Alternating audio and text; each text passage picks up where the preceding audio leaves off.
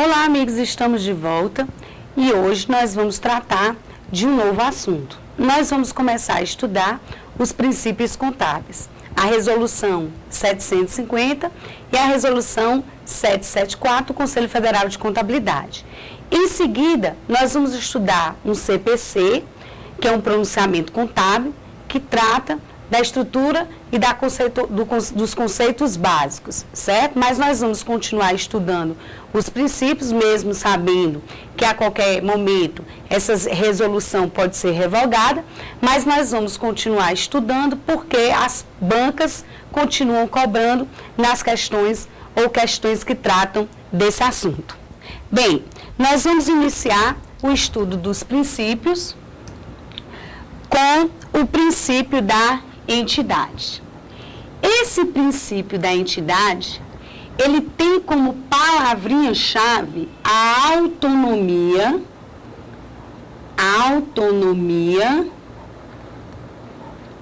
patrimonial.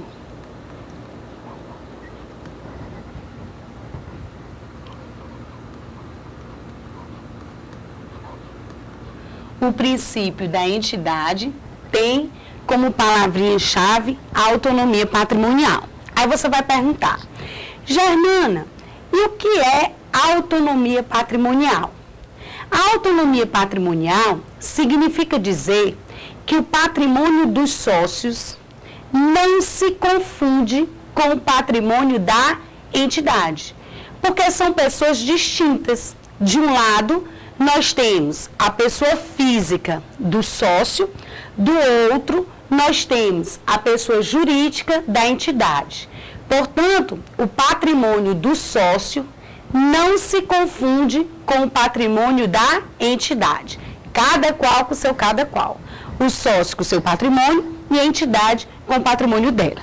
Bem, a resolução diz o seguinte: o princípio da entidade reconhece o patrimônio como objeto de estudo da contabilidade. Nós já vimos que este patrimônio, ele é formado pelo conjunto de bens, direitos e obrigações da entidade. E afirma a autonomia patrimonial, a necessidade da diferenciação de um patrimônio particular no universo dos patrimônios existentes, independente de pertencer a uma pessoa, um conjunto de pessoas, uma sociedade ou instituições de qualquer natureza ou finalidade, com ou sem fins lucrativos. Então, ele está dizendo exatamente que o patrimônio do sócio não se confunde com o patrimônio da entidade. Parágrafo único. O patrimônio pertence à entidade, mas a recíproca não é verdadeira. Ou seja, o patrimônio, ele pertence à entidade, mas a recíproca não é verdadeira. Vamos dar um exemplo. O seu carro pertence a você, mas você não pertence ao veículo, certo? Então, o patrimônio pertence à entidade, mas a recíproca não é verdadeira. Aproveitando que você pode se desfazer deste veículo a qualquer tempo. A soma ou agregação de patrimônios não resulta em uma nova entidade, mas numa unidade de natureza econômico e contábil. Vamos entender. O parágrafo único, ele diz inicialmente que o patrimônio pertence à entidade, mas a recíproca não é verdadeira. Ou seja, a entidade não pertence ao patrimônio. E ele diz ainda o seguinte, que a soma ou agregação de patrimônios não resulta em uma nova entidade, mas sim em uma unidade de natureza econômico e contábil. Ou seja, A soma ou a agregação de patrimônios não resultou em uma nova entidade, e sim em mais uma informação contábil. Vamos para o exemplo. Hernani, acrescenta uma página para mim, por favor. Pronto. Vamos supor que eu tenha uma holding, que é a empresa mãe, certo? Essa empresa, ela controla várias outras pessoas jurídicas. A empresa A, B, C e D. Cada uma destas empresas é uma pessoa jurídica própria e independente. O que é que isso significa? Que cada uma dessas empresas possui o seu próprio patrimônio, porque são pessoas jurídicas autônomas e independentes. O que é que isso significa, Germana? Que ao final de cada período, a empresa mãe elabora as suas demonstrações contábeis, a empresa A elabora a sua demonstração contábil, assim como a empresa B, a empresa C e a empresa D. Acontece que a empresa mãe, além de elaborar a sua demonstração contábil, ela vai elaborar uma demonstração chamada de demonstração contábil consolidada. E o que seria essa demonstração consolidada? Ora, no consolidado, a empresa mãe, ela vai apresentar o patrimônio do grupo e todas as transações desse grupo com terceiros. Por quê? Porque todas as transações intercompanhias, elas são eliminadas dentro desse processo de consolidação. Então, quando ele consolida as demonstrações, ele soma o patrimônio do grupo e apresenta todas as transações desse grupo com terceiros. Porque as transações entre as companhias do mesmo grupo, elas devem ser eliminadas. Quando ele soma esse patrimônio para formar uma demonstração consolidada, não significa dizer que esteja surgindo uma nova entidade, mas sim uma unidade de natureza econômico-contábil. Ou seja, surge mais uma nova informação contábil. É isso que quer dizer o parágrafo único do artigo que trata, do artigo 4º, que trata do princípio da entidade. Portanto, o princípio da entidade se refere a esta autonomia patrimonial, ou seja, o patrimônio dos sócios não se confunde com o patrimônio da entidade.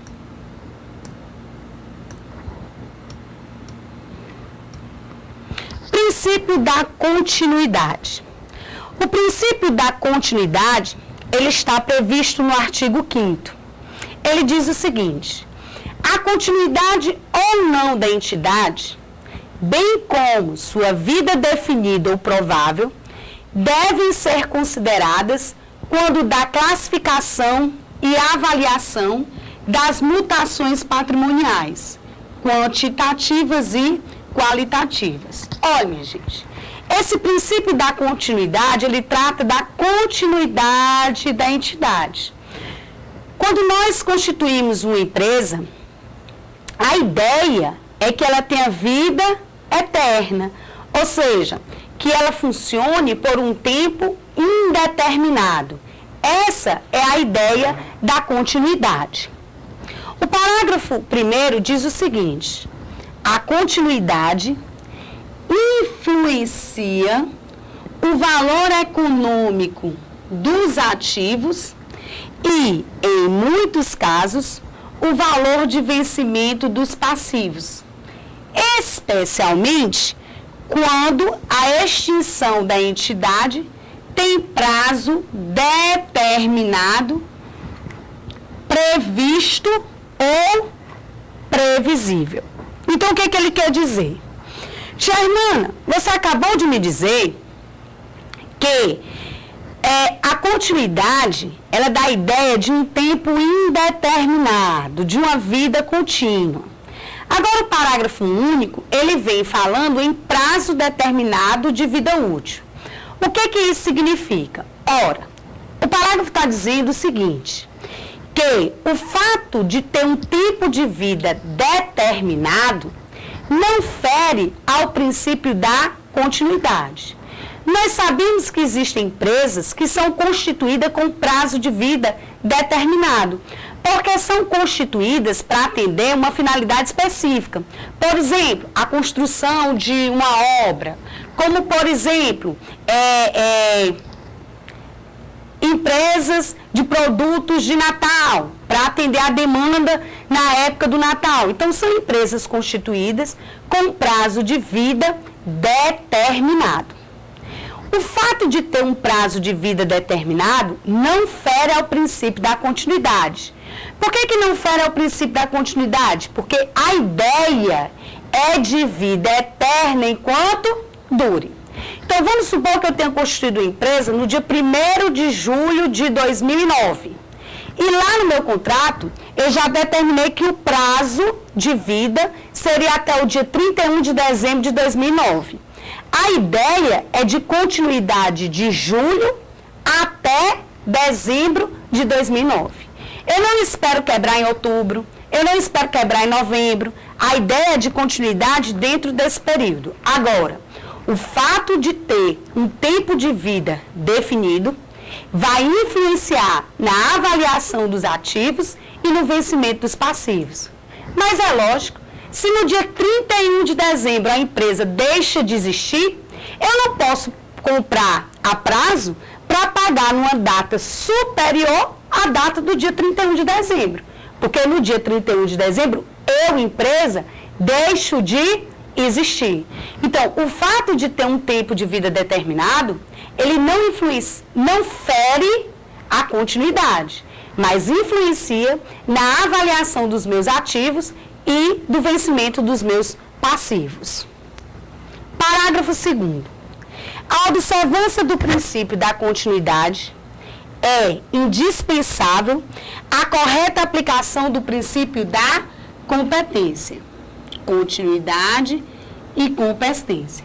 Por efeito de se relacionar diretamente à quantificação dos componentes patrimoniais e à formação do resultado, e de se constituir dado importante para aferir a capacidade futura de geração de resultados.